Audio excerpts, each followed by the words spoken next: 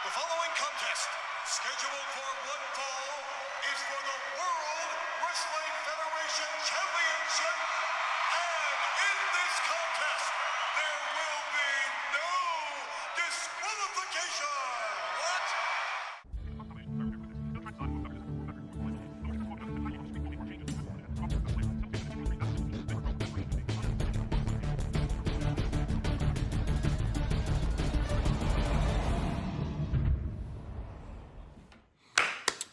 Ladies and gentlemen, I said ladies and gentlemen, pay attention. It's your boy, the coach from the WWE.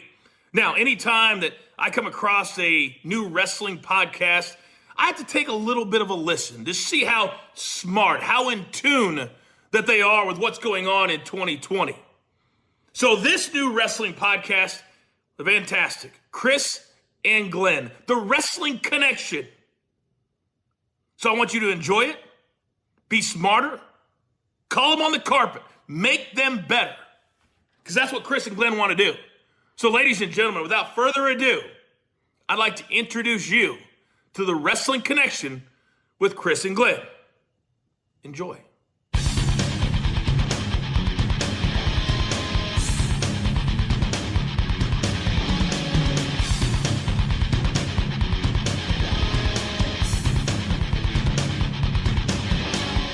Yes, ladies and gents, welcome. This is the very first edition of the Wrestling Connection podcast. Welcome, everyone. Thank you so much for being here.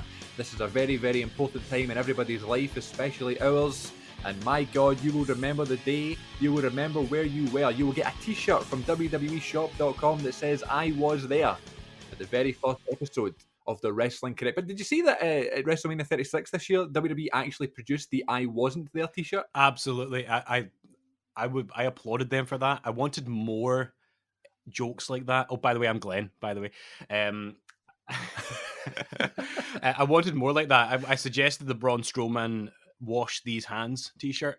I guess, which is one of the better things you've ever said, I must say. Which I can't even take credit for because I'm pretty sure it's one of those classic examples of accidental plagiarism. I am confident I read that online somewhere, but I'll take credit for it for now until I'm appropriately corrected by somebody else.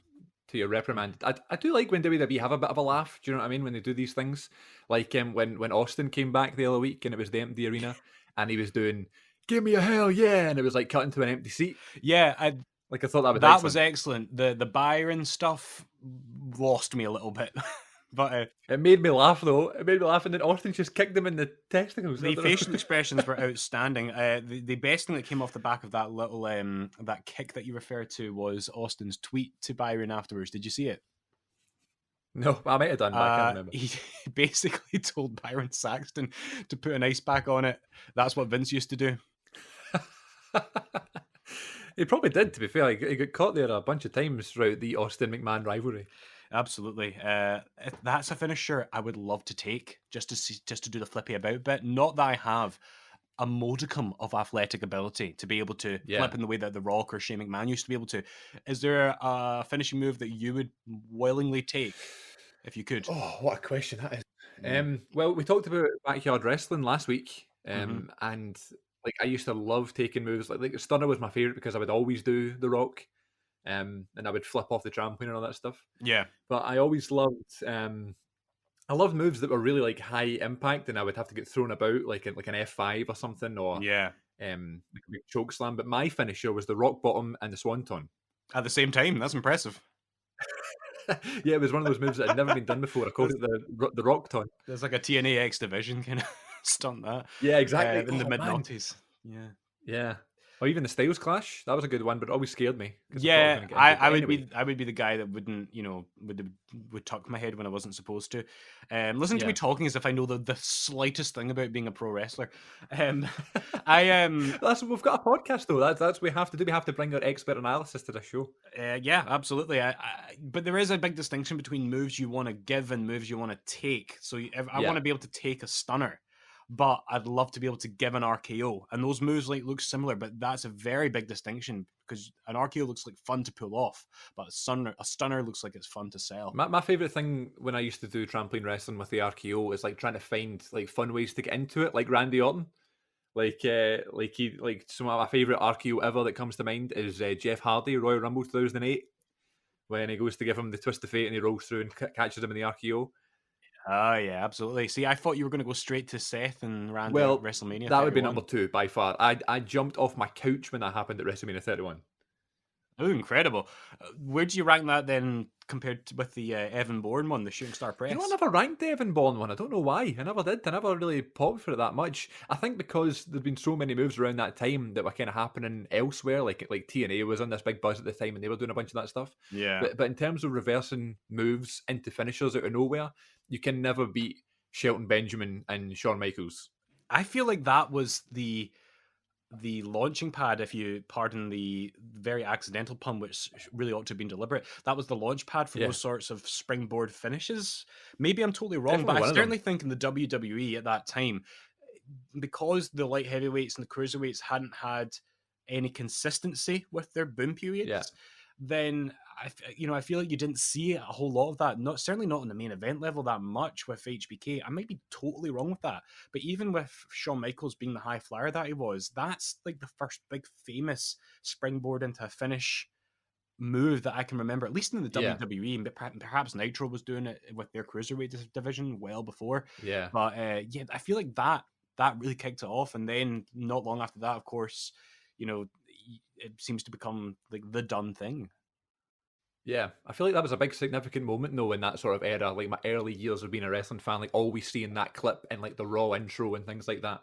And I always remember like JR going mental when Shelton Benjamin came. Oh no, it was Michaels came out after Benjamin, and JR's like, Shawn Michaels is going to wrestle Shelton Benjamin, as if it was going to be this big thing. Like we had no idea what to expect, and we were privileged to watch this. That was the first time I was like, God, like Shelton Benjamin must be really good if they're putting him in this high kind of class. And it's a liberty that that his career never went, to what he maybe had the potential for. But I mean, what an excellent performer and what an excellent athlete and all that stuff. And JR used to put him over like mad. I know. I used to feel like he was the best athletic or most athletic superstar on the whole roster. You could tell he was really keen on him, and I think we're both reading Under the Black Hat right now, and he talks a good bit. When he's talking about signing Lesnar, he talks a great deal about, briefly about Benjamin and Haas as well.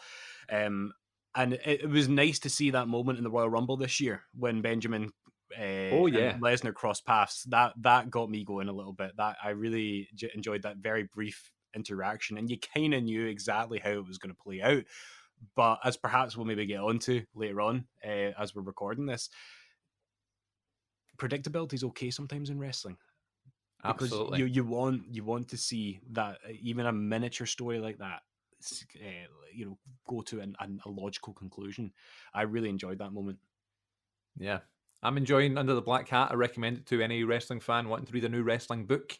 It is the new Jim Ross autobiography that picks up from WrestleMania 15, and I don't know where it ends. I've not finished the book yet, but I'm assuming it finishes when he leaves WWE around 2010 sort of time. So it's an excellent read so far, and I'd highly recommend it. But speaking of highly recommending stuff, I'd like to thank everybody for listening to our pilot episode last week. Anybody who checked it out, we greatly appreciate you. How did you find the podcast last week, Glenn? And how did you deal with all the feedback and the critiques that you received? Well, the actual recording of it was novelty for me. Should I record two versions of that and answer to that question depending on the feedback that we get? Or are we going to keep the kayfabe? I don't know. You go for it. Let's pretend that it's gone down so well and everybody loved it. So in reality, to the folks listening to this, we're recording this before the pilot goes out. So here's reaction number one. I was overwhelmed by the thousands and thousands of positive comments that we received online about that. Me too. The DM from Vince McMahon was absolutely outstanding. The fact that I had to, put Tony Khan on hold just to talk to Vince was outstanding. Right, here's version 2.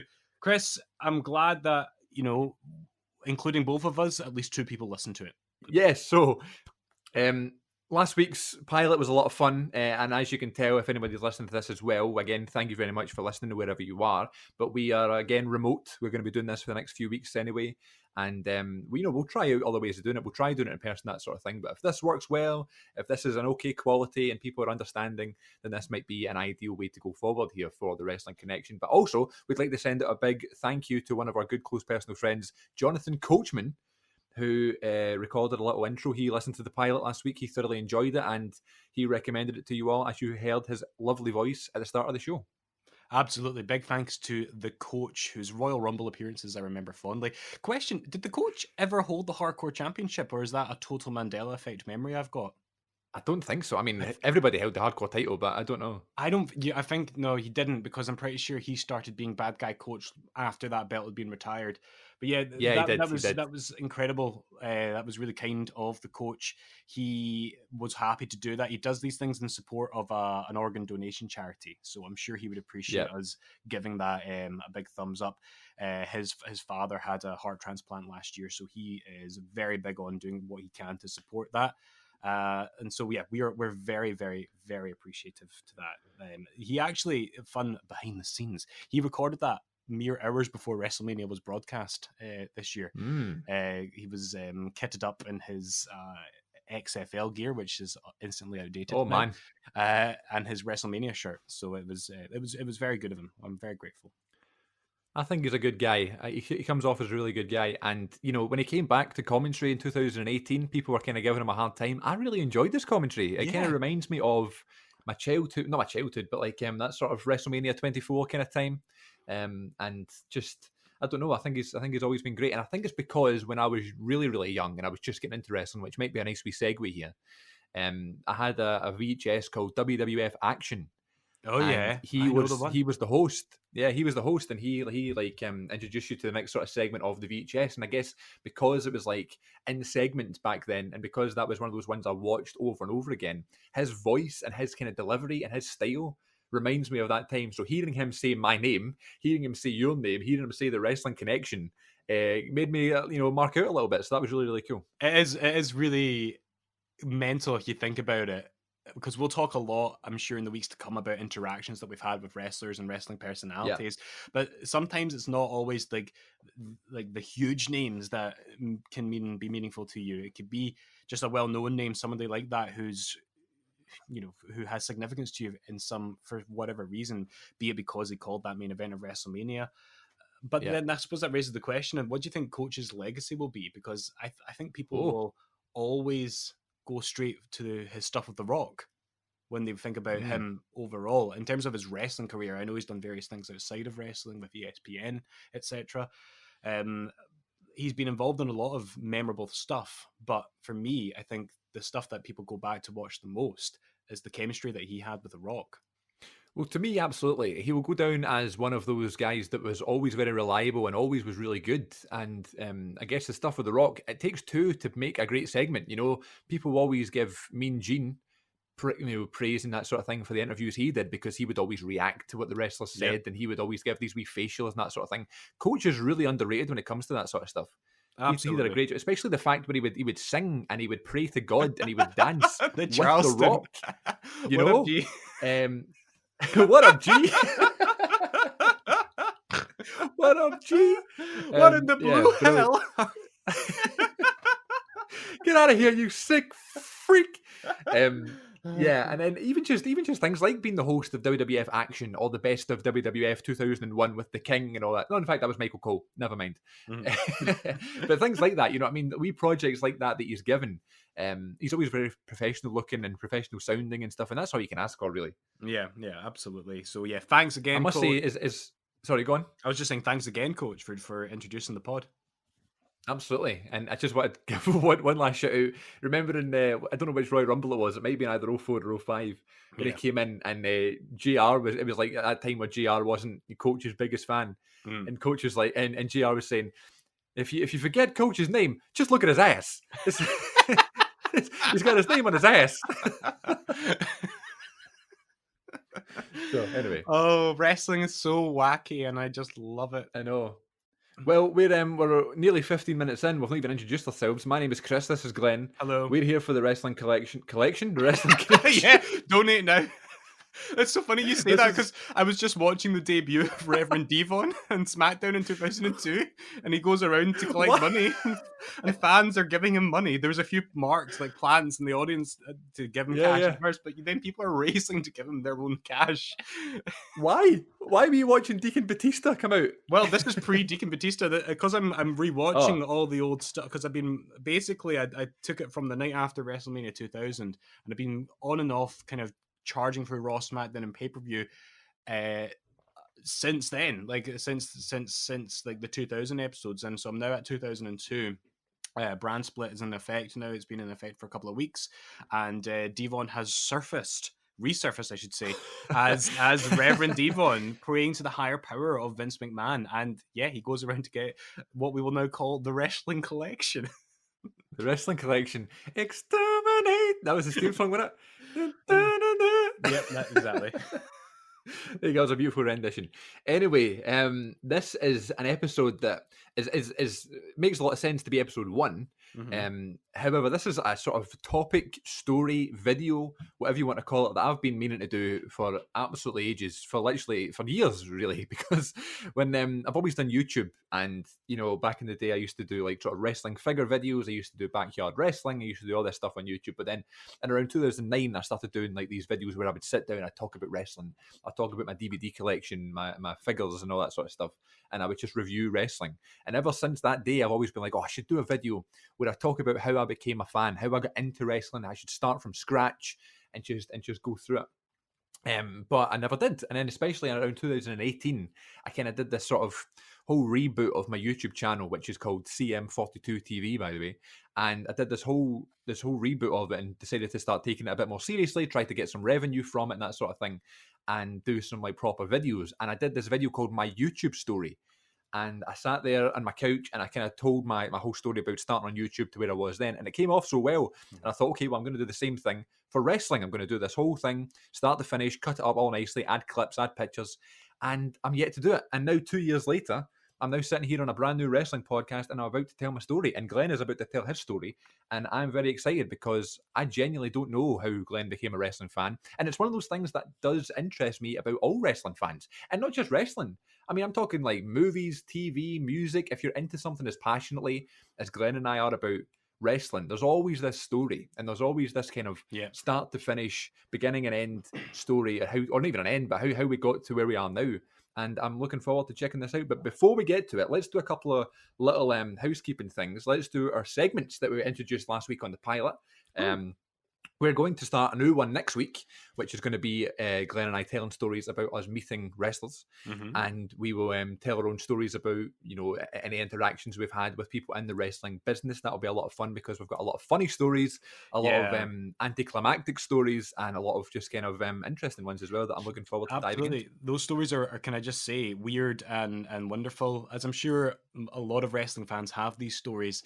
And they're all quite different. They're not just going to an autograph signing. That we've had some bizarre between the two of us encounters with wrestlers in weird situations, unexpected situations. So that's one I really look forward to getting into, Chris. Cool. Let's do this first one then. This is going to be the match of the week. Every week, we're going to take turns on recommending each other a match, but most importantly, we're going to be recommending the listeners a match to watch, to check out on the network, to check out on YouTube, wherever it can be found. We're going to just assume that anybody, has access to the network because, I don't know, maybe you're sad like us and you just watch it 24/7 more than you watch television and Netflix. However, that's probably a good reference for these matches. It's a good place to go and find whatever we recommend. And we have had a beautiful rendition of our new Match of the Week theme song performed by the amazing Kate. And here we go. Wrestling recommendations, wrestling recommendations, wrestling recommendations. Match of the week. Oh, yeah. Here we go. This week's match of the week. I'm going to take a bit of a cop out here. I'm going to do the recommendation this week, and I'm going to recommend something that's very, very fresh, something that got a lot of praise a couple of weeks ago, and something that I feel like is going to be underrated for many, many years to come, and it's going to be looked at as a WrestleMania main event that is unlike any other in a WrestleMania main event that people will go, my God, that was the main event of WrestleMania 36. I'm talking The Undertaker versus AJ Styles in the Boneyard match. And the bravo. only reason this is my match of the week for this week, my recommendation, I'm sure everybody who's listening to this one checked out a bit of WrestleMania, and even if you didn't see the whole thing, you heard about the Boneyard match, or you heard about the Firefly Funhouse match. Funhouse match. Both of them crazy. Both of them different in their own way, and both cinematic-like matches. Matt Hardy created a cinematic-like environment a couple of years ago with the Ultimate Deletion with his character. And who would have thought this little project that he and his brother did in his back garden on TNA in 2017 or whenever it was, 16 even, would end up being the same idea for the main event of WrestleMania, which included The Undertaker. And the reason this is my match of the week is because I know everybody's probably watched it, but I want you to go and watch it again, because this is an absolute achievement in professional wrestling.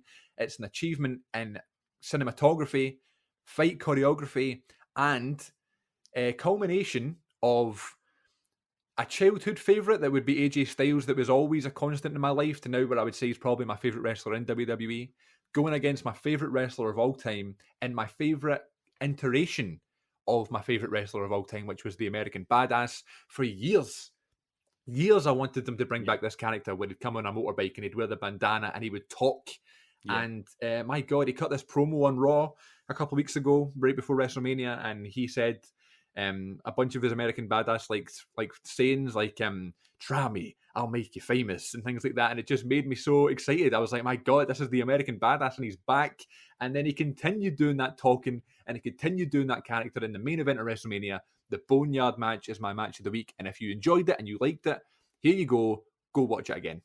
That's a great recommendation. I mean, we want this to be a very positive podcast about how wrestling can connect us all. And if you're new to wrestling, and I doubt anybody listening to this would be, but yeah, that's a really good kind of bridge, I think, into wrestling, because it's not your Dave Meltzer endorsed like technical classic, but it's got everything else about wrestling that you could possibly want. It's larger than life characters. It's a very straightforward narrative. It's quite easy to follow, and it's just fun to watch. It's such great escapism. It's also shot beautifully. That's something which a lot of people have pointed to, as you were saying as well. The way it's lit, the way it's cut is fantastic. So even like a fan of film should be able to appreciate that very straightforward presentation. I think it's a good recommendation to start with. Did you see that Meltzer gave Edge and Orton 1 star? Really? That's a bit harsh. I do think extremely harsh. I think it went too long, but I still enjoyed the drama of it. And something that I'll talk about, I think, a fair bit when I get into my wrestling story, is how much I need to be, perhaps it's the English teacher in me, but I need to be invested in characters and a story. That's what I need in wrestling, and that was probably the best story told in the build up to WrestleMania. Because for all the praise we give to AJ and Taker, the build, apart from that promo you mentioned, wasn't that great. In my opinion, at least. But certainly the Edge and Orton build was. Yeah, would I trim 10 minutes off it? Yeah. Would I give it 1 star?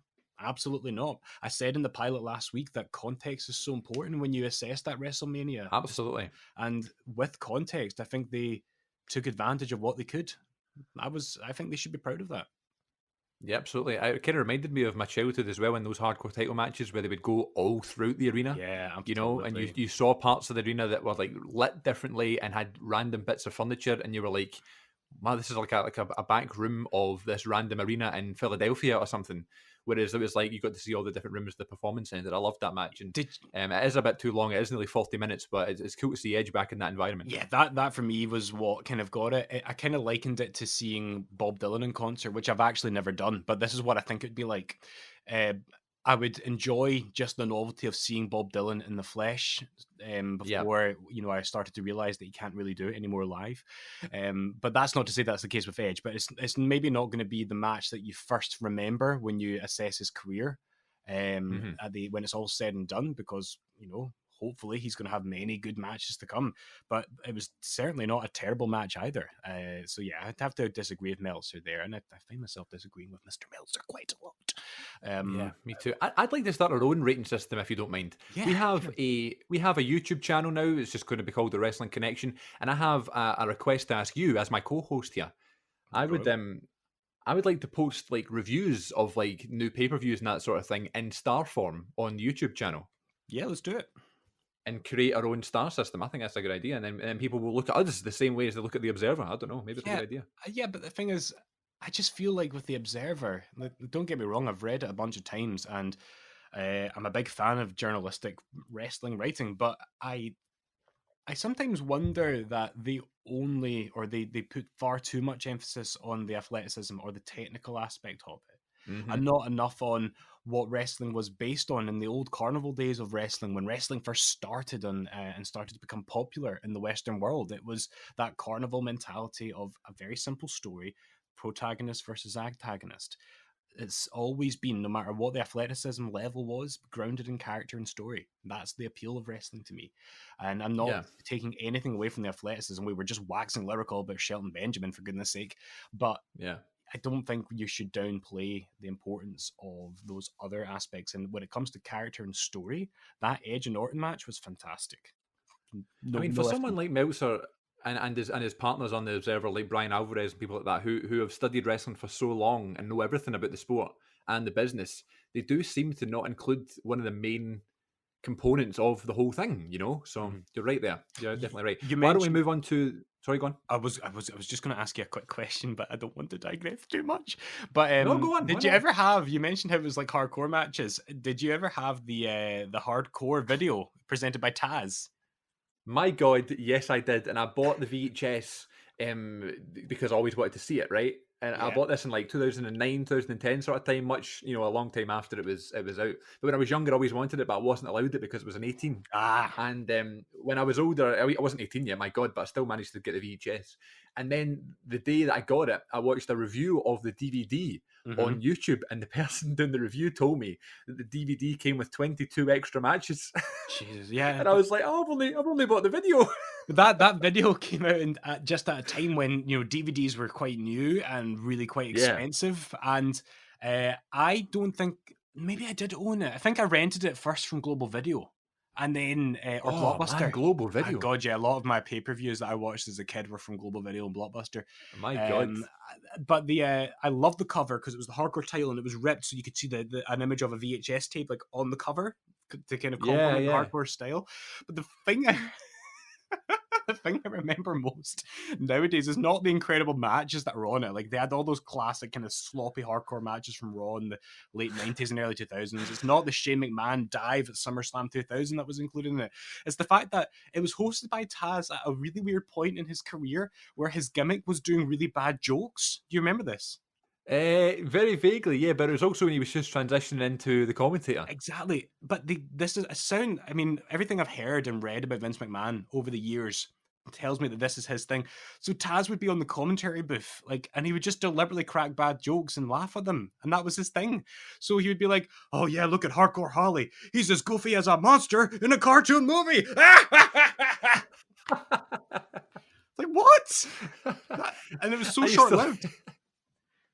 I know, and he's also hosting that DVD in a car park, but one of those sort of like closed car parks, the indoor ones that you get in like Buchanan Galleries. Is that like where Taz lives? Was that the implication of that?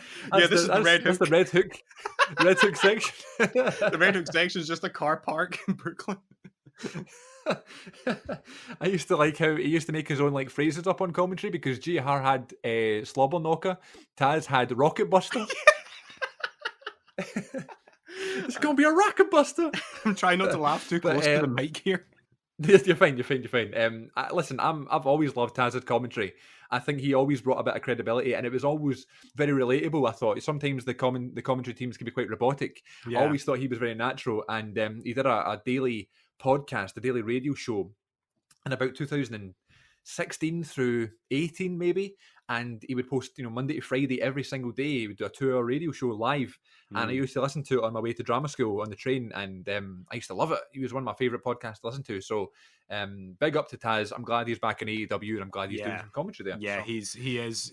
I don't know if it's right to say that he's an underrated commentator, because I think he does get the praise that he deserves. But I'm glad that he's doing it again, because he was a real natural. Absolutely. Anyway, let's move on to our final segment before we do our stories that we're going to take about 8 hours, and we're already half an hour in. You've got a little story, not a story, but you've got a little segment to tell us now. Yeah. So, listen, I feel, Chris, that the old saying of nobody hates wrestling more than wrestling fans can sometimes be true. And don't get me wrong, as a wrestling fan, there are plenty of things to this day which I struggle with. There are plenty of things which I can critique and which sometimes make me feel uncomfortable to be a wrestling fan. But there's so much negativity. So the idea behind this segment is that it's celebrating things that are positive. So what we're doing here is celebrating things that we're grateful for in wrestling every week, and that doesn't need to be a chronological thing. It can be literally anything related to wrestling that comes to mind that particular week. And for this segment, we have yet another jingle by my wonderful wife, Kate. What I'm thankful for in wrestling this week. Oh, yeah. So, what I'm grateful for in wrestling this week is something that's really quite personal, and I think it links in nicely to something I'll probably mention in a bit more detail later when we're talking about our respective stories, and that is wrestling journalism. Now, this might seem ironic considering we've not bashed Dave Meltzer, but we've certainly been critical. But I don't know about you, Chris, but in my kind of early teens, maybe even a bit earlier than that, I was an avid reader of WWF magazine, then when it transitioned into Raw and SmackDown magazine. And then by the time I was about 12, I discovered Power Slam. And Power Slam to this day remains one of my favorite magazines that has ever existed. It's sadly no longer on the shelves. It hasn't been. That was a sad day when that closed. Yeah, that was a sad day. It really was. I have said this a few times to different people in different contexts. If it wasn't for Power Slam, I wouldn't be an English teacher. Because no, it's true. It's absolutely true. Because here's the thing: I didn't do that well in school up until I was in about my 5th year. I certainly didn't do well in English, and I'm not saying that Power Slam magazine was the only reason I started to succeed in English by the time I was in my 5th year. So I don't know, about 16 or something like that. But it was one of the ones, because as I say to a lot of parents as a teacher now, when I'm talking to parents about how to get their kids reading, you need to find a way of fostering a love of reading. And the mistake that I think that we make sometimes as teachers, or that parents can make sometimes, is to insist that it has to be novels. My son, my daughter has to read a novel. Any reading is good reading. Any reading is good for your literacy. So for me, my interest was, and my passion was, of course, wrestling. I discovered Power Slam, which was a very well-written magazine, which went in depth. It was behind the scenes. It wasn't like Raw and SmackDown magazine or WWF magazine, which was maintaining the kayfabe for the most part.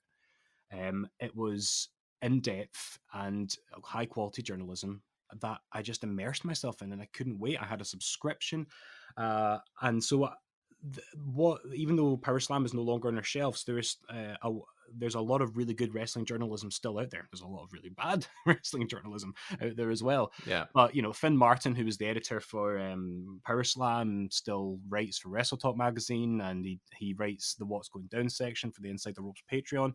So you can still find that journalism out there, and so I'm grateful for that, just because I don't think I'd be where I was today without it. That's when I fell in love with reading and literacy. I think all the rules of grammar and punctuation, I to some degree, maybe didn't learn, but certainly entrenched through enjoying that literature. And I think there's loads of wrestling fans out there who maybe wouldn't have been huge readers otherwise if it wasn't for that kind of high quality journalism which we had access to.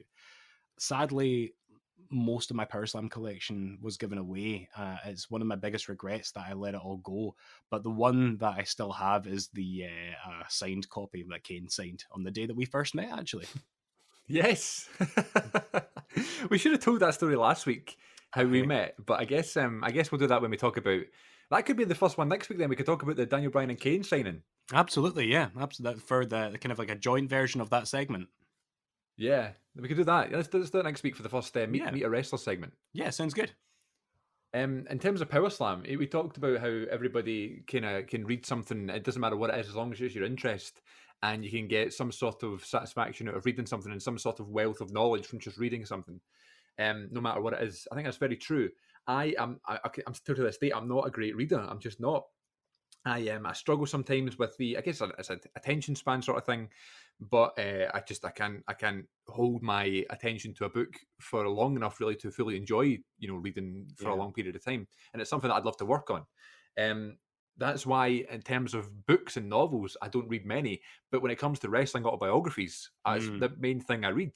And also being an actor, when I joined drama school in 2015, I had to learn to read plays, and I had to learn to read theatre reviews, and I did, and now I can read plays, no bother. I can enjoy a play, get through a play in one go.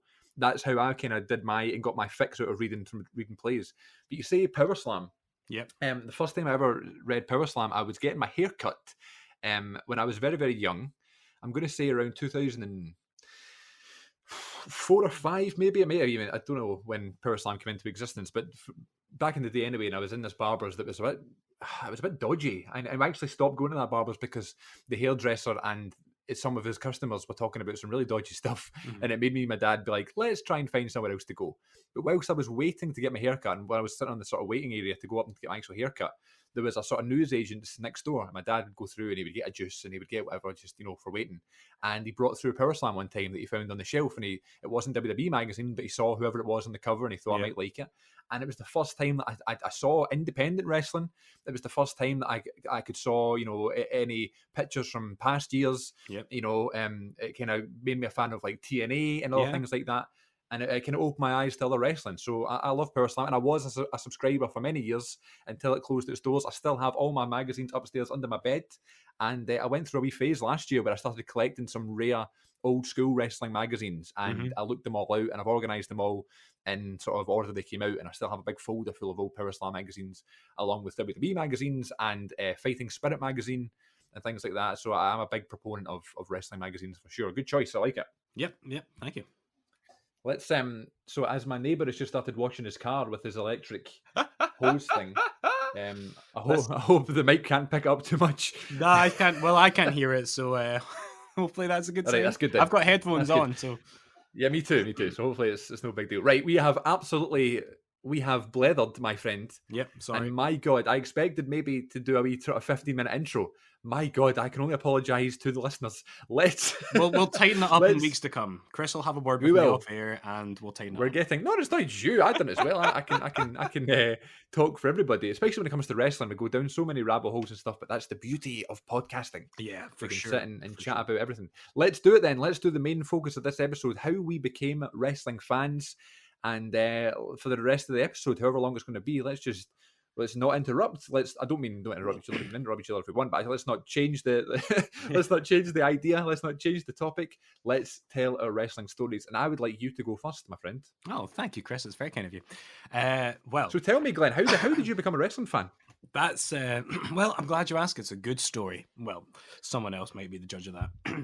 Yeah. For me, there were like little seeds planted very early on in my childhood for wrestling. Oddly enough, for me, wrestling started with a particular wrestler and a character who, generally speaking, in general, I'm not a fan of. But this character was introduced to me at a very young age. I must have been about 6 or 7 when I first encountered, not in real life, the Ultimate Warrior. And that's not who I was expecting there. Well, here's the thing. Like, I can't remember what the exact circumstances were. This would have been during the 90s. Because for people listening, I'm considerably older than Chris. I'm about 5 or 6 years as senior. So that's not considerably. That's an average age. Trust me, Chris. When you get into teaching, you'll maybe have had some exposure to this, like with the fact that you've performed in front of young audiences. You feel old very, very quickly. Okay, fair. So there was basically I was at someone else's house to be babysat, and I can't remember why. I can't remember who this woman was. I think she was a friend of my mum's, but I was basically in an unfamiliar house to be looked after, basically. And for whatever reason, my older brother was not there, which is unusual. So there must have been a good reason for it. So this woman who was looking after me had a teenage son who was also out at the time. And the mother, rather hilariously, decided that this would be a good opportunity to clear out his room and just give any of the stuff that she believed he didn't want to me. And I would later find out that this went down about as well as a fart in a spacesuit with this teenager. But for 5 or 6 year old Glenn, this was like hitting the jackpot. So I got a lot of cool stuff out of it. I'm pretty sure there was a few videos, like there was maybe some Simpsons or some Disney and Looney Tune videos, like stuff I was really into at age 5 or 6. Maybe not Simpsons. But one of the things which I just happened to pick up, which caught my eye, was a really old Silvervision. It must have been, I mean, some of the stuff in it's from the late 80s and early 90s, which was kind of the Warriors' heyday, wasn't it? And it was like a Silvervision best of Ultimate Warrior. And maybe some people listening to this know the exact video I'm talking about. There are versions of this on the network, I think. But it just had Warrior on the front with the WWF title around his waist, kind of flexing and posing. And then you put it in, and your two hosts, well, one of them's Lord Alfred Hayes. I can't remember who the other one is. It might be Gorilla Monsoon.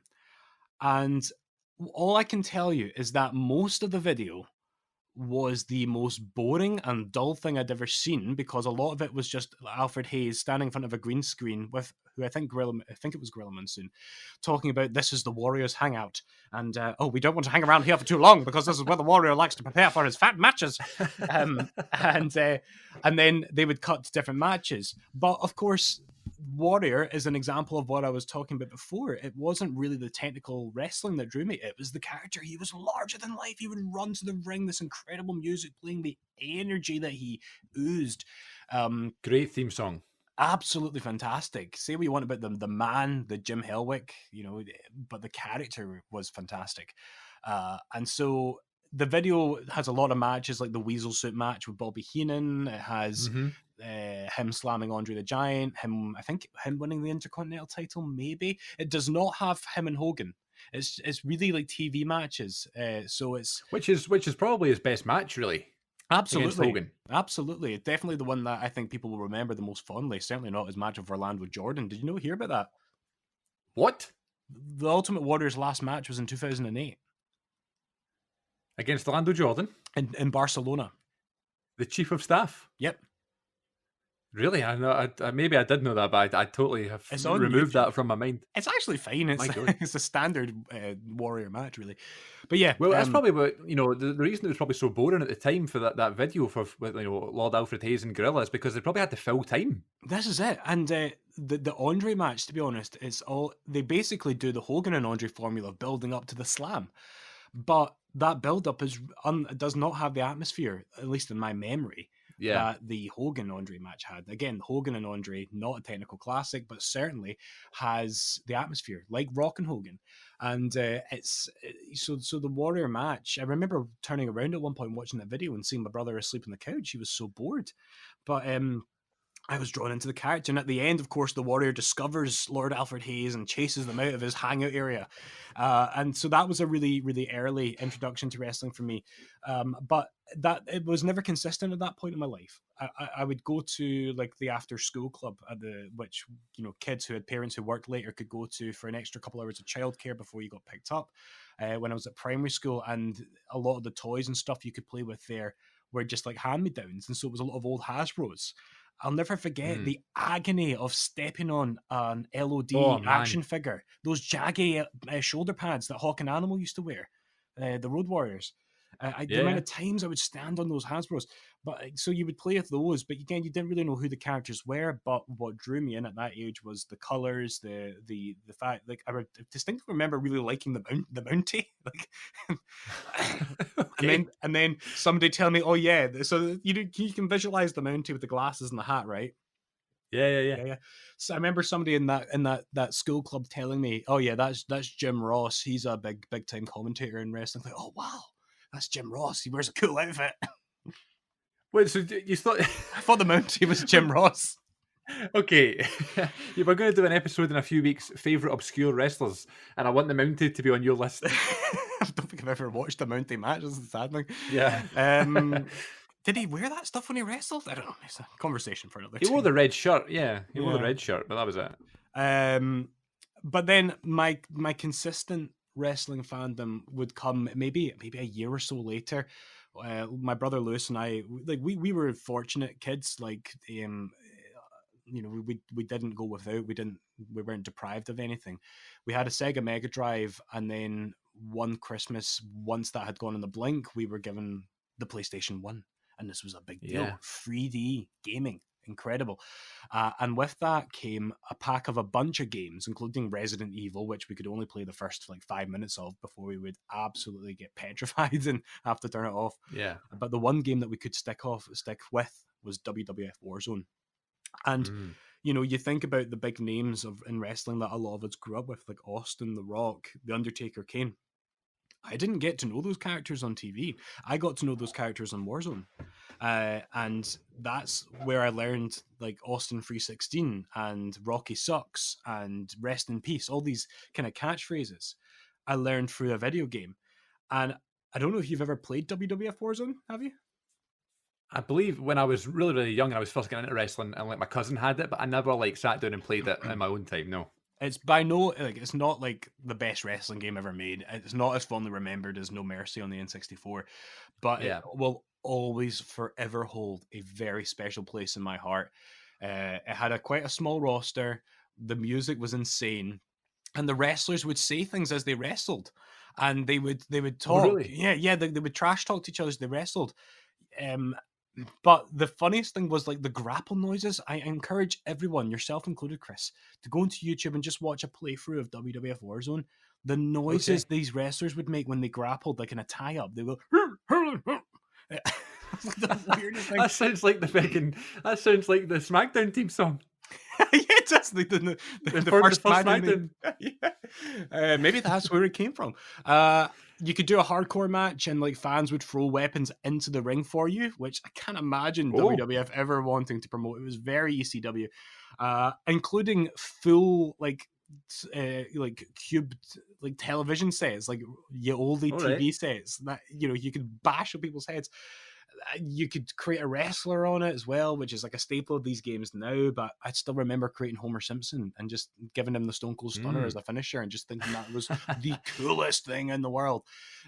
So that's where I kind of really got into it, was through a game, and then I realized, oh my god, they've turned this into a TV show, WWF Raw. So then from there I would. Managed to catch it on telly. We never had like Sky Digital, but we had like cable before digital. And so my earliest like televised wrestling memory post Ultimate Warrior video was The Undertaker kidnapping Stephanie McMahon. A storyline which I was never satisfied with the conclusion of.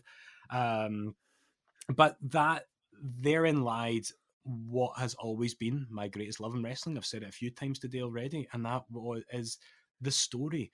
And more than half the time, the stories are just ridiculous. They're stupid and they're daft, but we live in such a ridiculous and dark and scary world that's just what I crave. And the amount of people that say to me, I can't imagine an English teacher like you liking wrestling. Do you not know that that's all kid on and fake?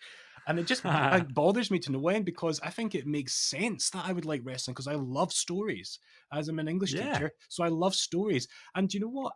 I've read plenty of fictional literary classics. I've got a master's degree in Victorian literature. I'm a well-read guy. Sometimes I just want a simple story told to me. I just want a great wrestling angle. And that's not to say that all wrestling stories are simple. As you well know, Chris, a lot of wrestling stories can be very, very complex. I'm going to get off my soapbox here because I've turned this into a rant. But no, not at all.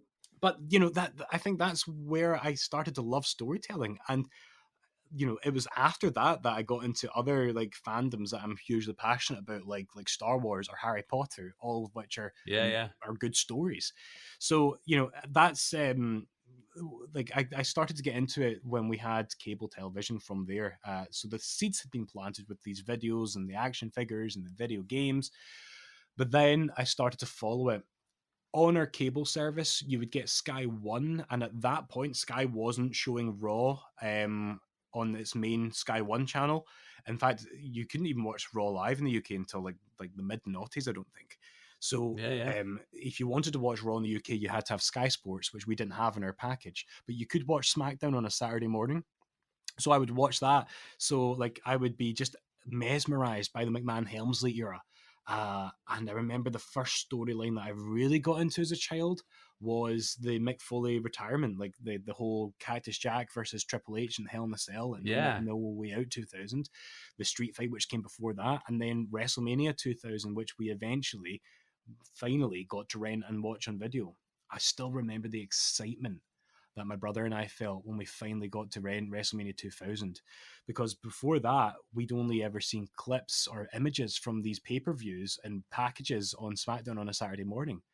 I remember putting the videotape into our VCR that night, and by the way, this was already a big win for us because Lewis and I would have been about 8 or 9 or 10 at that point. And WrestleMania 2000 was a 15 or an 18 easily with the BBFC classification. It's got to be an 18 with that hardcore battle royal. Absolutely. All the blood, and then there's all the kind of sexual stuff that's in it. So like it was a big win for us as wee boys to get to watch that. And so I remember putting it in for the first time and hitting play and looking at my brother, and my brother saying, "This is the first time we get to watch a main event," because we thought main event was the same as pay-per-view. And we thought it would be just like the video packages. We didn't realize it would play out like a proper wrestling show. We thought it would be more cinematic because that's how it was presented in recap form on SmackDown and on Raw. So, so we, even though maybe WrestleMania 2000 doesn't stand the test of time now, we were just absolutely blown away by it. Also, another good wrestling video game, WrestleMania 2000. One I never played, but yeah, I've watched a lot of like playthroughs of it online. Did you ever get a chance to get your hands on that game? That was like one of my first ones, yeah. But again, it wasn't one of those ones where I was like, I'm going to play WrestleMania 2000. It was one of those ones where it was like, give me anything wrestling, So yeah, I remember enjoying it though. At that point, wrestling really blew up, and it was really, really popular. This is like, I think, like the absolute prime of the Attitude Era was 2000, and I know there are people who will disagree with that, and they'll maybe go a little earlier with that assessment, but for me, that's when they were post WrestleMania 2000. That's when they were on fire, and that's when our playground started to get divided into factions. So me and my good friend Robert, who has been my best friend since primary one, still my friend today, Robert. Shout out to Robert. Shout out to Robert, who has the most insane wrestling stories to tell. Robert is the guy who said to me at the JR show that we were at recently, he goes, "Oh yeah, I think I saw WCW live." Like, what? I think I remember going down to London or Manchester when I was really small and seeing Hogan and Sting. I was like, what? Why have we been friends for 25 years this year and you've not told me that you saw WCW? So Robert's somebody who should come on this podcast at some point. Yeah, absolutely. Robert and I in the playground were the Hardy Boys. And we didn't decide who was Matt or who was Jeff. And three or four other boys, one of whom I'm still friends with, Billy, if you're listening, I love you. They were DX. And because in the McMahon Helmsley era, DX were absolute scumbags, I hated those boys. Like, genuinely didn't like them because they liked DX. And that's like that's what wrestling can do to you at that age. Like, nowadays we watch it and we suspend our disbelief and we just get lost in it. But back then, I'm actually not, I think I probably knew that it wasn't like a real legit sport, but it was probably easier to get lost in it at that age, I think, and easier to get lost in the narrative, to the extent that I would judge you if you like DX in 2000. Yeah, absolutely. I remember getting into like such a like heated conflict with one boy in the playground that I said to him, "I'm going to meet you at this park on Sunday and we're going to call it Ice Cold and I'm going to fight you for my belt," because I had a foam belt. And of course, I'm a coward. Of course, I never went anywhere near the park. But I said, I'm going to show up this Sunday, ice cold, and I'm going to have Robert in my corner, and I'm putting my belt on the line. You said it into a microphone as well. Yeah, brother. Brother. Yeah, I used to take 2 cans of fizzy juice into school, and like my primary school, like when you went in, you could like walk through the gate, and it was almost like it was sloped. It was like walking down a ramp. So I would get there earlier just so I could walk down the tarmac ramp, get up on a bench, and open my 2 cans and bang them together like Stone Cold Steve Austin, and like pour them Absolutely, everywhere. I love it. And I did it like nobody could. I did it away from sight, underneath a security camera. And you hear the stories about kids and maybe like in our parents' generation who used to hide under like bins and stuff to smoke in the playground or sniff glue, do all these terrible things. That was the naughty thing I did. I was either hiding behind plant pots to play Pokemon, which was banned, or I was bashing cans together alone in front of no audience. Probably good practice for WrestleMania 36. To my adoring fans. Yes. Ridiculous. That's great. I mean, people could have been sniffing glue. Yeah. But no, that's great. So it's really quite tame, actually. And then from there, my fandom just grew and grew. I remember getting my first action figure in Woolworths in St. Andrews, of all places. My first Stone Cold Steve Austin in his Raw before WrestleMania 15 gear, when he gives the beer bath to the corporation. That's the only wrestling figure I still have, actually. A lot of them were given away along with all my copies of Power Slam. And I just, it really went from strength to strength. Something which I'd maybe like to talk about long form in another episode, another time, is Rebellion 2001. But that was really the peak of my fandom when it was like popular for all the other kids. The playground was being able to go down to Manchester to the Evening News Arena, as it was then called, on Saturday the 3rd of November 2001 to go to Rebellion 2001. And for anyone who doesn't know, the WWF would run these UK only pay-per-views routinely twice a year, Rebellion and Insurrection, for many years up until the mid-noughties or early noughties, when they started bringing the TV over instead. And Rebellion 2001 was, here's the thing, a lot of kids grow up loving Superman or Batman or whoever their heroes might be. But the thing is, you can't go and see Superman live, like not in a convincing way. At least you couldn't then. Yeah. But to go and see Steve Austin and The Rock wrestle live at the age of 10, it was, my God, pardon me, mind-blowing. It was the only time in my childhood that I felt cool in the playground. Do you know what I mean? Like, because kids knew that we were going. Yeah. After that, I went back to my usual role of being a bit of a loser. But that was mind-blowing. So I'd love to tell that story in more detail down the line. Yes, we will. Absolutely. Rebellion 2001 is a favourite show of mine, because we talked about WWF Action earlier and we talked about WWF Hardcore, these videos. Rebellion 2001 was one of the few videos I had as well when I was younger. And I remember when I got older and I realised that it was UK exclusive. And at the time, no one got to see Austin versus Rock in the main event other than us. I found it really strange and kind of disregarded that show for a while, because I was like, well, it doesn't even matter. Like, nobody saw it, But the fact that you got a WrestleMania main event at a live UK show was a big, big deal.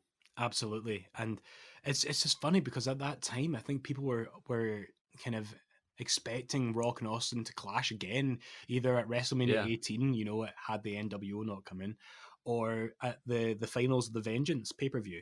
People thought that would be the match. That would be the logical one. I love that swerve, though. Oh, yeah, for sure. I love that swerve, putting Jericho in there. Absolutely. Absolutely. You can't take anything away from Jericho.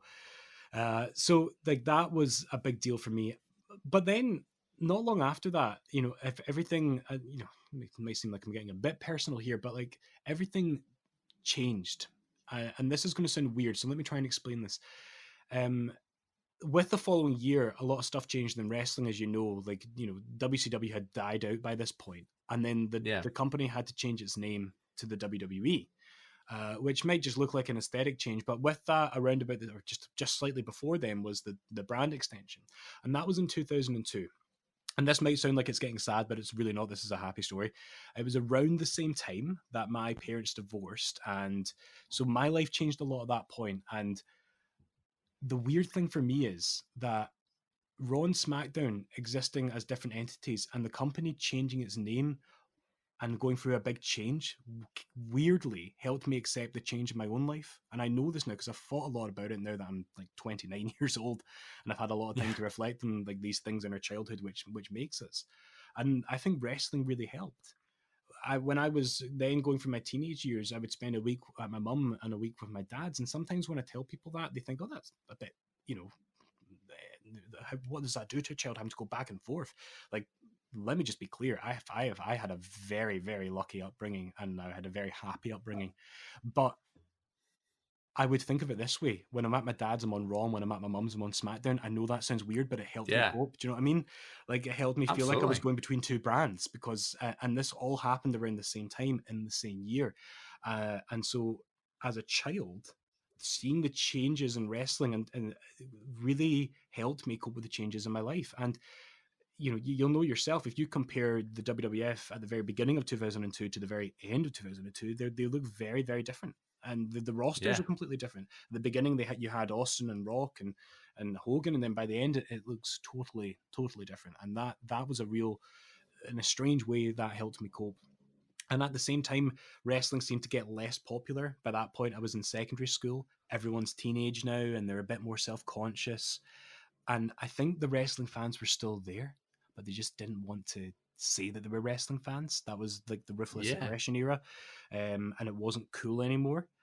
And it almost became this thing that you talk about quietly, when other people weren't listening. And it really didn't seem to be until, a good decade later, when ICW took off again, that wrestling fans seemed to kind of come out their shell a bit. Like, and I know in the interim there was lots of like the WWE would come to the Glasgow and to the Braehead Arena quite a lot, and so you knew that the wrestling fans were always there, but then they would just kind of disappear. They would kind of like fade away like in Infinity War.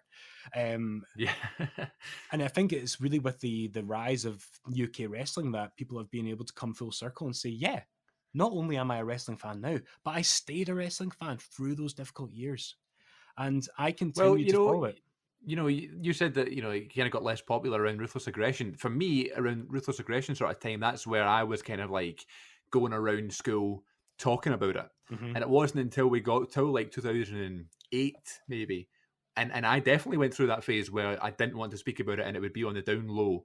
And I would have code words for things, and it was like I couldn't let anybody know. If anything got out in school in the changing room or anything that I liked wrestling, that would be the end of the world, Absolutely. Whereas now, and especially to the end of my school life, when I was like 5th and 6th year, by that point I didn't care. I got along with everybody. I was very happy, just doing what I was doing. So that never bothered me. But from 1st year to 4th year, absolutely, that was a code word. It was like a grey area in terms of talking about wrestling with your friends. So that's a really real thing, and it's kind of strange that it happened, but it's absolutely true. It's funny, but I think that comes part and parcel with being that age. You do get a bit more inward and self-conscious, and you don't necessarily want to, expose everything about your life to everyone because you're worried what others are going to think. You kind of have to go through that hump and then get to a stage in your life where you just don't care what people think.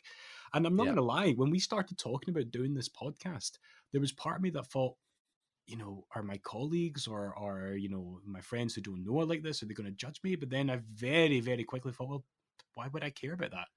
I like wrestling because I like wrestling. And so I'm not going to hide who I am. I'm not going to hide that passion of mine just because, some people might be a bit snobby about it. So, wrestling seemed to kind of dip in popularity, but my passion for it was always there. But it was behind closed doors. It was channeled through Power Slam magazine, as we spoke about earlier.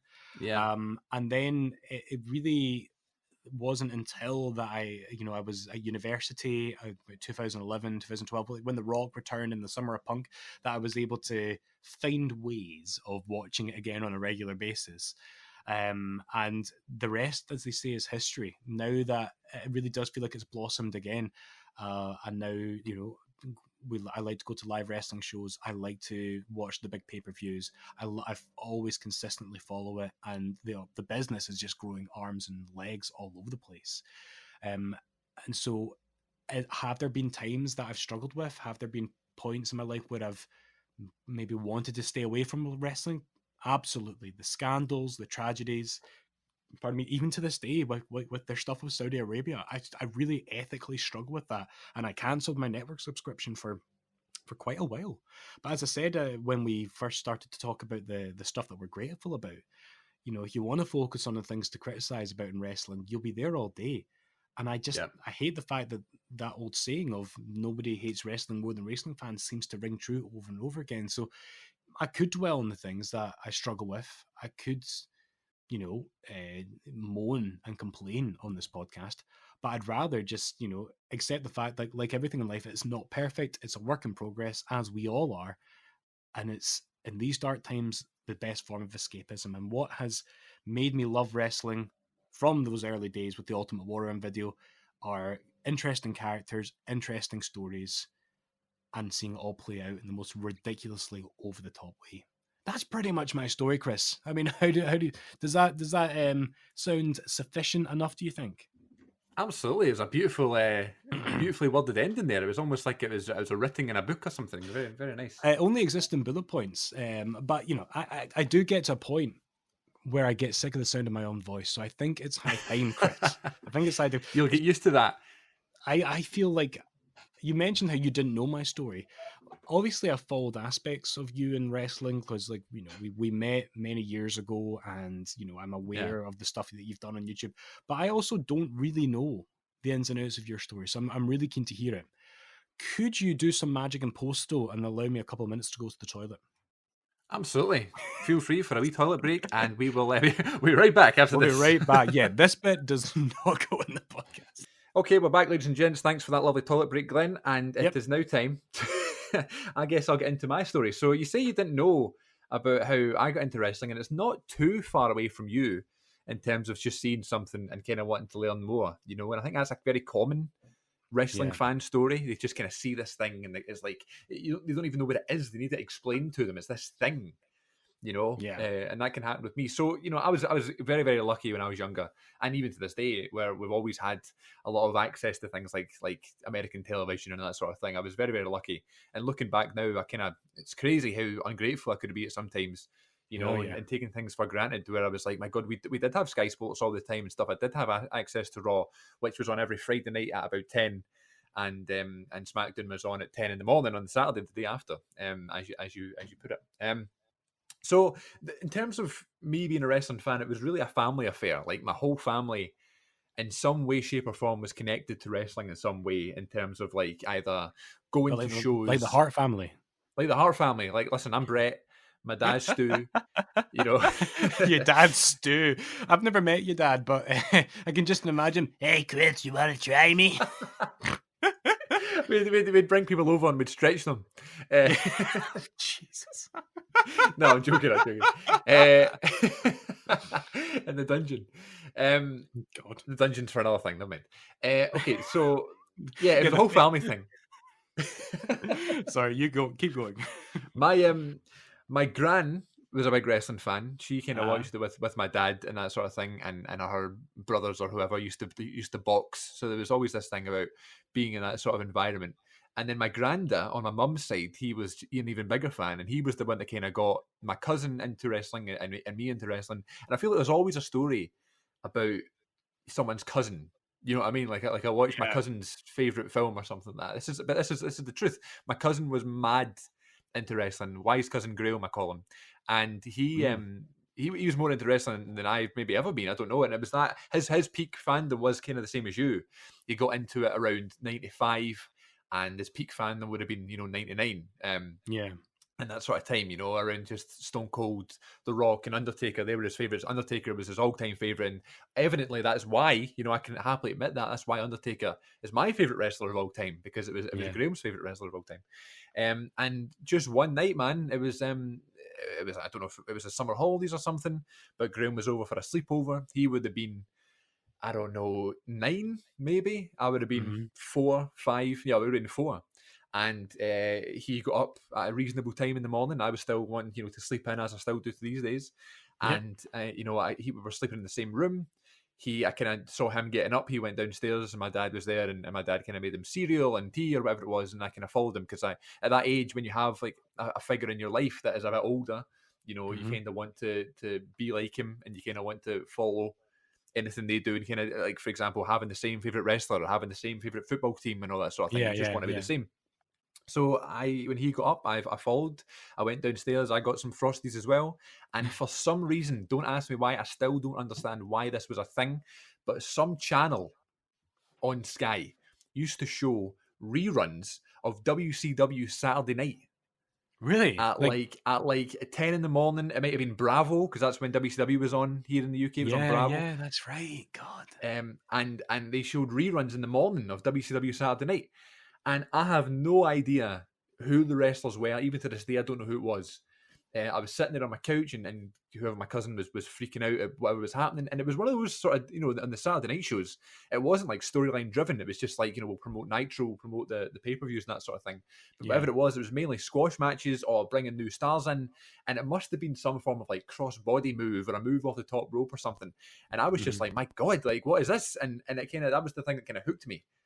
I'd never seen anything like this before, But realistically, the only reason I got into it was because Graham was into it so much, and he had to get up that early just to watch this thing. And if that was the way he done it, I wanted to do that too. So anytime I could, I would try and find, other wrestling things to watch. And it wasn't really, WWE necessarily. It was just anything I could watch, whether it be reruns or whatever. And one night, I guess we were over at my auntie's house with Graham and stuff, and I went up to his room, and he was watching Armageddon 2000, and Rikishi got chokeslammed off the top of a cage into this sort of truck full of fucking manure or something. What an absolutely bonkers and excellent show. And the cover art of that, like the poster and on the cover of the video, absolutely, what a show. And of course, I didn't really know what a show meant though back then, you know? So I walk into his room and I see Rikishi getting chucked off this cell. And, it's like you can't even... It's literally it's a man throwing another man off of a structure into this truck. And it's like that. Those things just don't really work together. They don't mesh. Yeah. How does that happen? It looked like kitty litter that he landed on as well. That was the other weird thing. Yeah, and I'm just sitting there watching it, just going, what on earth? And he was like, he paused it and he's like, all right, how you doing? And he came downstairs or whatever. And I kind of saw it. And then I was like trying to put that together with the WCW Saturday Night rerun. And I was like, how is this the same thing, but it's different? But this man tried to kill this guy. And I just couldn't really put two and two together until the point where I just was decided, okay, I'm going to like wrestling now. Yeah. And I don't know if it was just because my cousin got too cool for it or whatever, but one night... Grandmaster Sexy and Scotty Toy. Yeah, turn it up. One night, he just came over with this gym bag full of wrestling figures and was just like, I don't want these anymore, and dropped them on the floor. And I was just like, okay. And in this bag was the Raw is War ring, that's legendary, and I still have upstairs. And it's just this gym bag full of all these sort of Jack specific wrestling figures. There was Mankind, and there was Stone Cold, and there was Triple H with the accessory where you could spit real water out, and there was Edge and Christian. Edge was kind of dressed as some mad gospel kind of guy, and it was just, I had all these figures, and I didn't even know who they were. That's so that kind of those characters. Absolutely, and I was trying to put two and two together, and he was trying to tell me who they were, and I had a Kurt Angle, and it was like Kurt Angle's attire came in like an actual cloth, which was like a cloth sort of material, and I was like, this is weird. Why is he wearing clothes and the other ones aren't? Did he have like the red, white, and blue like pants on underneath? Because I had a Kurt Angle like that. It was like a fabric singlet, and if you took it off, he had like American like trunks. It was like gym gear. Yeah, I think that was it, and I just had, I don't know, that's kind of why I loved wrestling figures so much, and that's why they mean so much to me now, because that's kind of how I got into them, just by playing with the figures and that sort of thing. And it was almost as if it was like a competition to see who could get better at it, like making it look real and stuff like that. And I took a lot of pride in the fact that I used to make it look really real, and to the point where I was in primary school, and people would come and surround my desk and literally watch me have matches with these wrestlers on my table in school, because I could do it so well. And oh my God, we have so much in common here. We need to talk about this long form down the line. We need to do wrestling figures. We'll do wrestling figures like a week thing. That's got to happen. Yeah, that's got to happen. From then, I just became obsessed. I started going to shops, and I managed to get my hands on some videos. Specifically, I remember Rebellion 01, WrestleMania 17, King of the Ring 01, Survivor Series 01, Invasion, and Vengeance 01, all those ones. I had The Undertaker, This Is My Yard, which is still to this day, until recently, the only documentary of The Undertaker, which we're going to get very soon on the network. But that was the only time, you could hear him talk about his career and that sort of thing. And I had that. And I guess that's why, again, he became my favourite wrestler ever. So throughout 2001 and sort of early 2002 and that sort of thing, I was like, getting into it and just kind of trying to watch as many videos as I could. But it wasn't like my main thing in life yet. And then one SmackDown on an early morning episode, there was a music video by Creed called My Sacrifice. Oh, God. And they showed, in this music video for My Sacrifice, which evidently, if you were to ask me what is your favourite song of all time, without hesitation, I always say My Sacrifice by Creed because of this moment. And Stone Cold puts this in a certain way that I've come to use a lot. It was a come to Jesus meeting. And I just was sitting there, and for some reason, I don't know what, it was just this one thing. It was almost like love. You know what I mean? You fall in love with something watching this video, not just in love with this video, but in love with whatever I was watching. I fell in love with the characters on there. I fell in love with the band. I fell in love with the song. I discovered like rock music. Yep. And I was like, what am I hearing? What am I seeing? And I'd seen parts of the Invasion angle, which I hold so fondly. And we're going to do a whole episode on the Invasion angle. Yeah. And that whole time, and I'd seen Survivor Series, I'd seen the ending of Survivor Series 01 and that sort of thing, and I knew it was a big deal.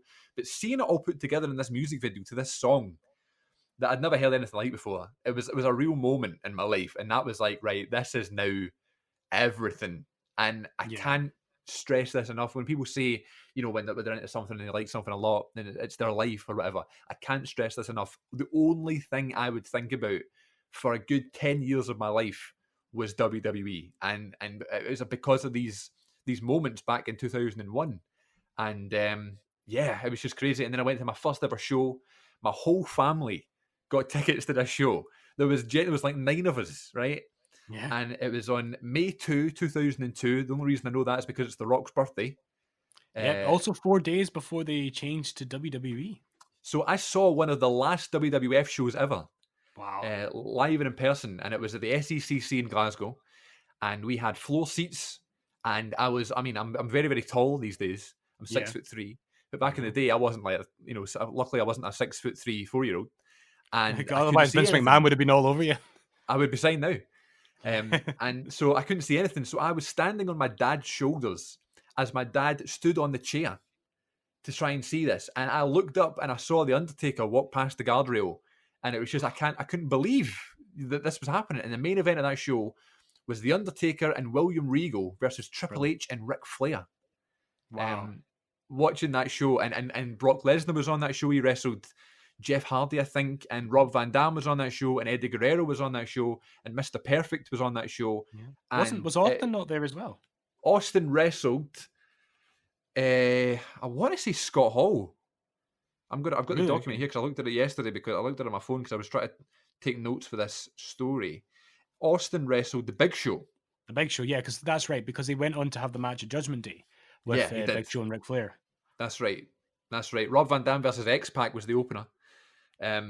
Just a life-changing experience. And we all bought the Hulk Still Rules t-shirt. And we bought one for my granda, who was in his 70s. We bought one from my cousin, who was in his teens. They bought one for me, who was 4. And I still have the shirt to this day. It's upstairs in my drawer. I still have it. And I remember legit is it fitted for a 4-year-old, or is it like you could wear it at the time? It was like a small, so it was fitted for like a 10-year-old. Okay. So I couldn't fit into it, but now it's obviously too small, Yeah. So I kind of missed the boat on that. But there's this real funny picture of me and my cousin and my sister, who was a baby at the time, sitting on my granddad's lap in his room. And my granddad's wearing the Hulk Still Rules t-shirt that we bought him at that show. And it's a beautiful picture. And it's so funny. It just kind of sums up everything, because me and Graham are sitting there like with the wrestling figures in our hand. He's wearing the Hulk Still Rules top. And it just kind of sums up my family being wrestling fans. It's great. And it's like that time in my life that I was just obsessed with everything. So it was a family affair. We bought all the shirts, and then it became all I could think about. And I would go over and I'd stay at my grand's house, and we would watch WrestleMania 17 on repeat. In terms of, DVDs and that sort of thing, I'd buy whatever I could, and I'd rent them from, as you say, from Global Video. And I was very lucky that I had understanding parents that I would be able to talk them into buying me stuff. But it got to the point where my dad made me my own custom wrestling DVD. It was specifically called Best of Wrestling 1. And when I was writing notes yesterday, and I went, you know what, I'm going to go and see if I can find it. So I went up to my room and I dug out all these old DVDs, and I found the case. It's all smashed, and I found the case, Best of Wrestling 1. It says on the cover, and I went over and I put the DVD in my PS4, and it still fucking plays. No way, does it? It came up, and my dad had put like this menu in, and it's a picture of GR, and it's got across the nation as the. Sorry, did you mean the Mountie? Yes, the Mountie. It was a picture of the Mountie, and it was across the nation. The music was playing of the Raw theme at the time, 2002. Moved And to I the clicked music. it, and the song and the matches that he burned and ripped somehow from a VHS onto this disc was Edge versus Christian from Rebellion 2001. Yeah. Raven versus Rhino from Backlash 2001. Yep. Brock Lesnar versus The Undertaker from Unforgiven 2002. Mm-hmm. Shane McMahon versus The Big Show from Backlash 01, where he did the Leap of Faith off the Titantron, which is still, by the way, to this moment, to this time, the most insane bump ever, and I refuse to believe anything otherwise. And TLC 2 from WrestleMania 17, which evidently would go on to be my favourite match of all time because of that reason. It was the one I would watch over and over again. So he made me that disc, and I watched those 5 matches ridiculous amounts of times. And then Christmas of 2002, my auntie bought me SmackDown Shut Your Mouth on the PS2. What a game. And my mum also bought my cousin SmackDown Shut Your Mouth, and we both opened it at the exact same time. So we both opened the same present. We both got Shut Your Mouth, and we ran upstairs to his room. He turned off all the lights. He put this in the PS2, and he turned the volume up full blast. And it was the first time I heard like loud music. And we're playing, this game, and it was blaring. And at the time I was kind of like, it was hurting my ears. I was like, my God. Yeah. I would start going to shows, which we're going to talk about in a couple of weeks' time. We're going to talk about live wrestling experiences, which I look forward to because we've got so many good stories from that. Yeah. We'd play the video games, we'd collect figures. All will be their own episodes here. And I don't know if you remember this. There was a shop in the city centre of Glasgow called Scotsman's Models. No, this is not known to me. Oh, you didn't know Scotsman's Models? So it was. Do you know where A1 Comics is now in Oh town? God, I do know that. I know exactly the shop you're talking about. It's the first time I was ever saw a replica belt was in that place. Yes, next door to A1 Comics, it was Yeah. a red shop, and it was called Scotsman's Models, and it had a sign that came out the side that said the WWF shop, and it closed in 2011, but still up into 2011, it still said the WWF shop. They never changed it to WWE. Excellent. Which I thought was ridiculous. And every Saturday, I would go in, and somehow I'd talk my parents into buying me a new figure. And at one point, I'd had hundreds of loose wrestling figures. And now, there's this podcast called the Major Wrestling Figure Podcast with Zack Ryder and Kurt Hawkins. Excellent. And one of our mates that we met through the wrestling business, Scott, who I think I actually met on the same day I met you. That's right, Scott McGowan, yeah. Yeah, he has this sort of Instagram page, and he's collecting all these wrestling figures, and he posts pictures of his figures and that sort of thing. And I swear to God, when I look at all these pictures from Scott's Instagram and Zack Ryder's Twitter and that sort of thing, I swear to God, I know every single one of the figures. I think I must have had everything because I recognise everything, It's incredible. But then when I watched their YouTube channel, the Major Wrestling Pod, I'm blown away by the amount of stuff that I didn't know, or the stuff that was like US only, or like the toy lines that I didn't know. But yeah, I love Scott's Instagram. It's one of the main reasons I'm still on social media. Yeah, absolutely. I don't really listen to the podcast. I don't know. I think Zack Ryder annoys me a little bit. Oh, but, I'm there for Brian Myers. Absolutely. Yeah, he seems like a really good guy. Yeah. But the YouTube channel is great. I love the vlogs they do because it's a pure nostalgia trip for me as well. And then came the Smarky years. We all go through them. Yeah. Started cheering the heels, watching and posting wrestling videos on YouTube and reading rumors on Twitter and that sort of thing. I was an anti-John Cena guy. I loved Randy Orton because he was the top heel. I hated Batista, but I loved Punk and Jericho and the Nexus and things like that. And around 2010, that was kind of like my Smarky years. And I used to say things like, I hate all this kiddie stuff they do. When I was fucking 12, you know what I mean?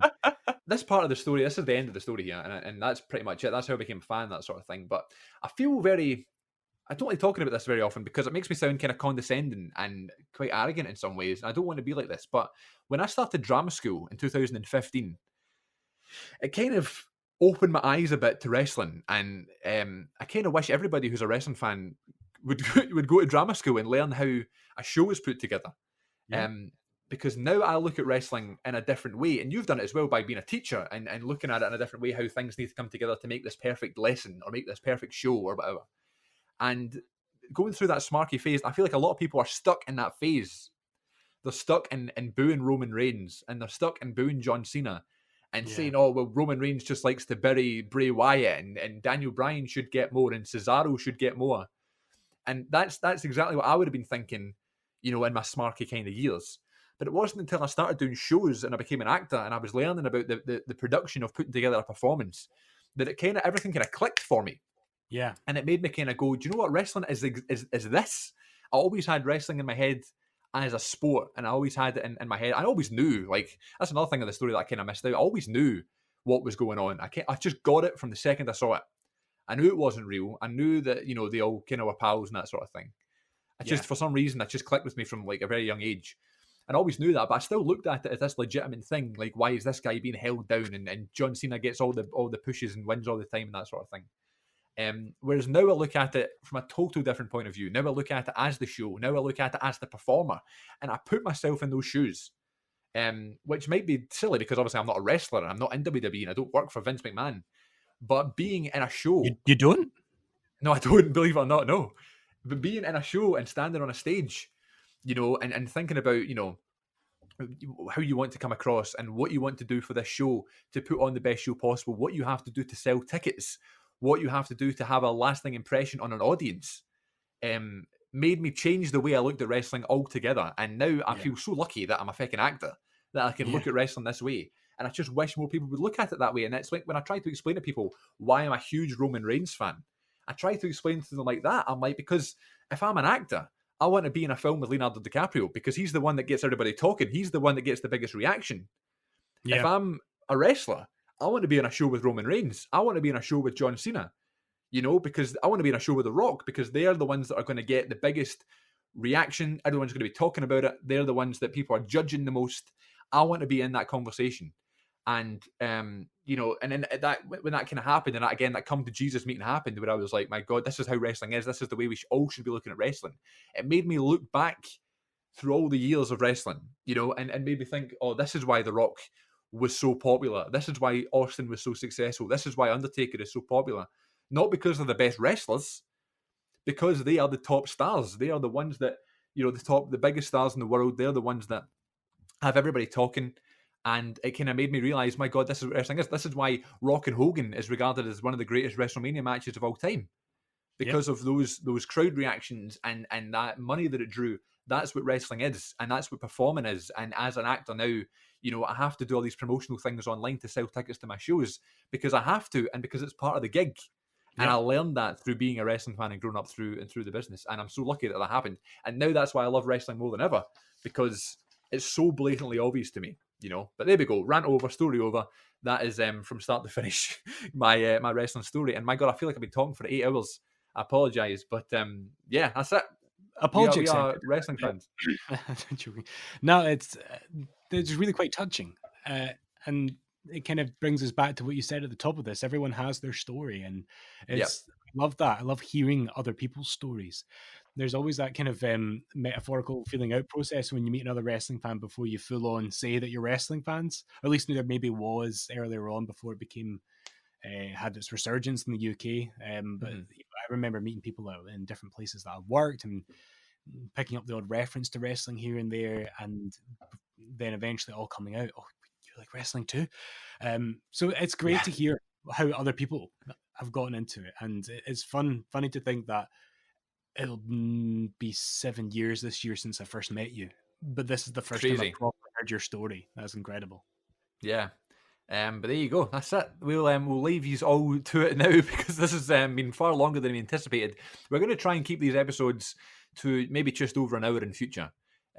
Because I feel like an hour and a half can sometimes be a bit long. But this is a special occasion. This is episode 1. This is story based. If we didn't spend so much time talking about Shelton Benjamin at the start, then maybe maybe this wouldn't have been as long. But it's fine. I'm happy with this.